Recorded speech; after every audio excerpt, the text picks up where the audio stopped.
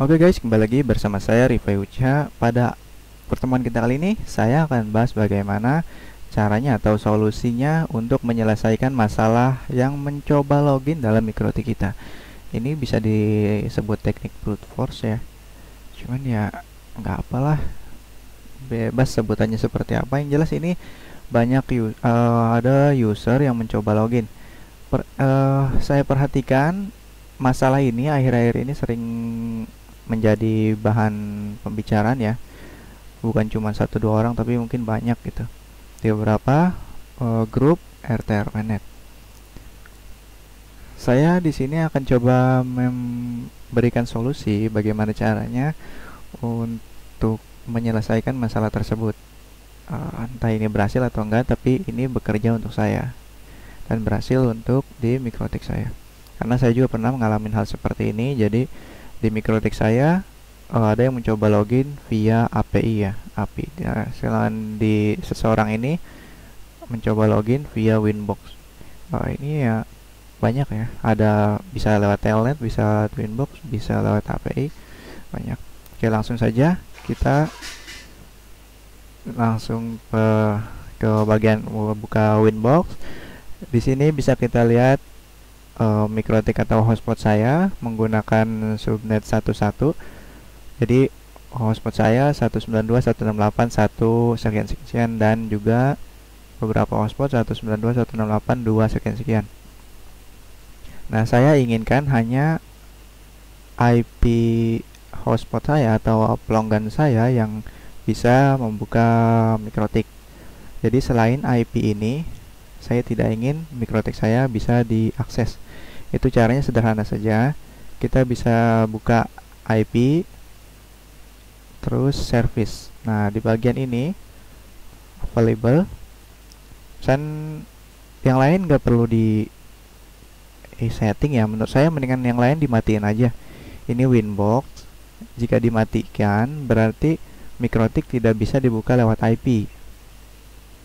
Tapi tetap bisa dibuka lewat IP Telnet karena bukan IP Winbox. Maksudnya IP di sini, IP Winbox ini adalah seperti ini.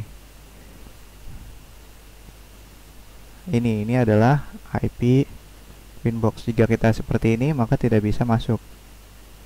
Nah, seperti itu karena tadi service Winbox kita matikan. Jadi hanya bisa lewat MAC address. Tapi tetap bisa lewat API karena beda lagi, bukan Winbox. Ya. Oke, kita coba cepat ya. Tadi IP service. Nah, sini. Jadi yang lainnya matikan, ini juga matikan karena kita tidak menggunakan userman. Mungkin yang beberapa yang menggunakan userman, kalian harus menghidupkan ini ya. Kalau misalnya tidak menggunakan userman seperti Minitik, Micmon dan user manager eksternal lainnya, itu sebaiknya ini matikan saja. Jadi kita tidak bisa membuka MikroTik dari browser. Ini fungsinya www ya. Ini juga sama seperti ini, hanya menggunakan SSL, artinya HTTPS. Jadi dimatikan. Ini tadi menggunakan IP Winbox, kita matikan jadi tidak bisa login berdasarkan IP di Winbox gitu kan. Nah, terus Telnet sebaiknya kita matikan juga. Jadi MikroTik tidak dapat diakses melalui Telnet. Juga SSH, FTP dan API SSL ini HTTPS. Nah, lalu kita kan karena menggunakan seperti saya ya, saya menggunakan Minitik. Nggak mungkin API saya matikan. Kalau misalnya saya matikan, maka MikroTik tidak dapat diakses lewat Minitik atau misalnya user manager eksternal lainnya ya, seperti Micmon juga dan juga user manager lainnya. Jadi di sini API tetap kita hidupkan, tapi kalau misalnya kita hidupkan biasa aja, otomatis akan ada serangan seperti tadi ya, seperti orang tadi. Ini serangan brute force. Dia via Winbox, berarti dia Winboxnya tidak dimatikan. Kalau misalnya kita hidupkan API, maka ini via API mungkin banyak orang bisa masuk lewat API. Solusinya adalah seperti tadi yang saya bilang, kita isi bagian available ini sesuai IP yang kita inginkan atau kita izinkan untuk membuka mengakses mikrotik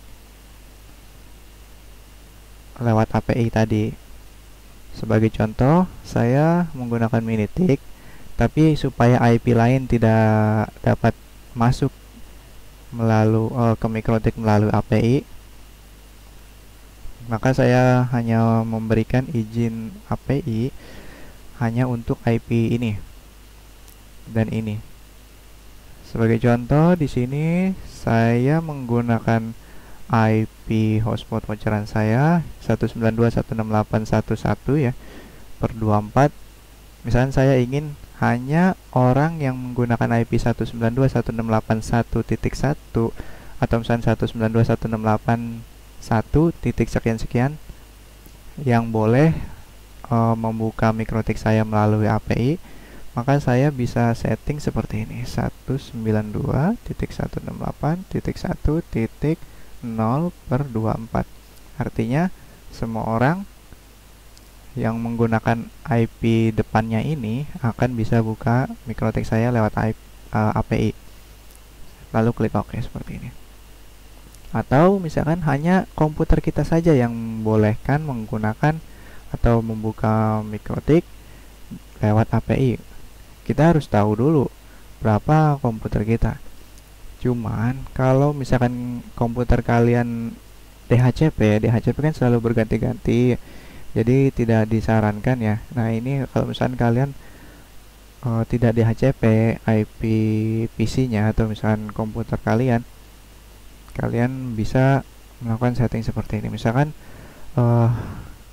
komputer saya, jadi mikrotik ini hanya lewat API hanya bisa dibuka dari 192.168.1.20 seperti ini.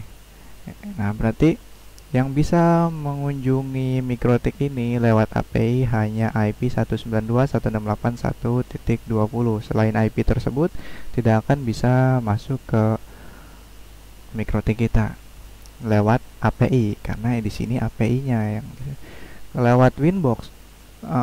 Pertanyaannya adalah bagaimana kalau misalnya orang lain tersebut menggunakan buka Winbox login lewat MAC address-nya kan semua orang berarti kan di sini nggak ada service Winbox MAC address kan, hanya ada Winbox IP. Kalian bisa mematikan Winbox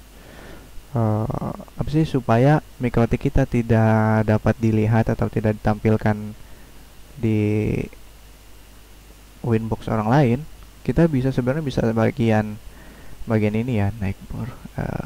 Nggak apa-apa, ini bisa, nggak perlu ini ya, ini Nightbor bisa ini LAN jika ingin login LAN, dan tapi jangan deh, sebaiknya saya tidak mau bahas ini ya, bahaya juga sih kalau misalkan kita salah setting. Dan juga tool MAC server, ini MAC server dan juga Nightbor ini kita setting supaya mikrotik tidak ditampilkan pada Winbox orang lain. Ini bahayanya kita sendiri kalau misalnya kitanya lupa atau misalnya kitanya ganti IP, kitanya nanti nggak bisa masuk ke Winbox, nggak bisa masuk ke mikrotik, kan bahaya, nanti efeknya harus direset. Kurang lebih ini ya, sebaiknya ini tidak saya bahas, tapi kurang lebih kalau misalnya kalian sedikit mengerti tentang mikrotik, ini kedua fitur ini mengatur supaya mikrotik tidak ditampilkan atau hanya ingin ditampilkan pada hal yang kita izinkan, kurang lebih seperti itu ya. Oke, itu aja penjelasannya, mudah-mudahan bisa dipahami. Jadi intinya ini adalah service available ini hanya mengizinkan IP yang didaftarkan pada ditulis di sini yang dapat mengakses service tersebut. Mudah-mudahan sih bisa dipahami ya, kurang lebih seperti itu aja penjelasannya. Oke, sekian dulu dari saya. Ini saya nggak suka edit sekarang ya, akhir-akhir ini nggak saya edit lagi videonya, jadi langsung aja saya upload supaya nggak repot ngeditnya gitu. Jadi waktunya terbuang sia-sia gitu, habis ngerekam lama, ngedit, baru upload, sedangkan yang nontonnya hanya segitu. Nah, kurang lebih kayak gitu. Jadi sekarang video-video saya wajar atau misalkan maklumi saja tidak diedit lagi. Oke, sekian dulu dari saya Rifai Uchiha. Terima kasih sudah menonton. Jangan lupa like, subscribe, dan juga komen. Sampai bertemu di video berikutnya. Terima kasih.